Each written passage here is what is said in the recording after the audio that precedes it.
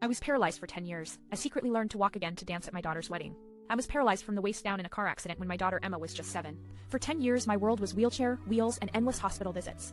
The doctors told me I'd never walk again, and I learned to accept that. But deep down, I refused to believe I was done moving. Every day after Emma went to bed, I worked in secret. I started with tiny things, wiggling my toes, flexing my ankle stuff no one thought I was capable of doing. Then, after months, I moved on to standing with the help of a cane. It was excruciating, like my body was screaming, no, but I pushed through. No physical therapist, no fancy equipment, just sheer will and a raggedy old cane I bought on Craigslist. I kept all this hidden from Emma and my wife Sarah because I didn't want their pity or fear to hold me back. I never told a soul. If anyone asked why I was in my wheelchair, I just smiled and said, no change. But every day I got stronger. Fast forward to last summer when Emma told me she was getting married. I was beyond proud, but also terrified. She wanted me to walk her down the aisle. 4 years ago, I'd have told her that was impossible. Now, my heart was pounding with this crazy hope. A month before the wedding, I told Sarah finally that I'd been secretly working on standing and walking again. Her reaction was a mix of shock and tears. Are you sure? Don't hurt yourself, she kept saying. But I knew I had to do it. We practiced together every day.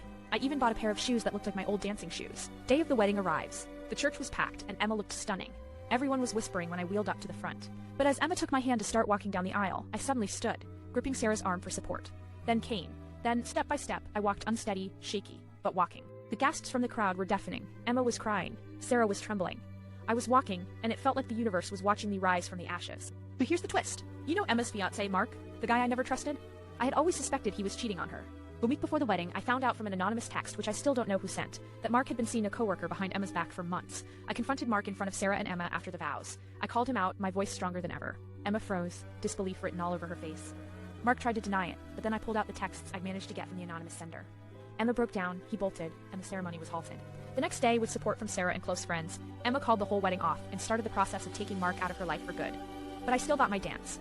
A week later, Emma and I held a backyard party, just family and friends, where we spent the night dancing, me walking and holding her hand proudly. It was the best moment of my life. I might have lost a decade to paralysis, but I gained a lifetime of strength, love, and the ultimate revenge, saving my daughter from a cheating fiancé. So yeah, maybe I'm extra. But after 10 years of being told I was broken, walking at my daughter's wedding and shutting down a toxic relationship, that was my comeback. And it just feels right.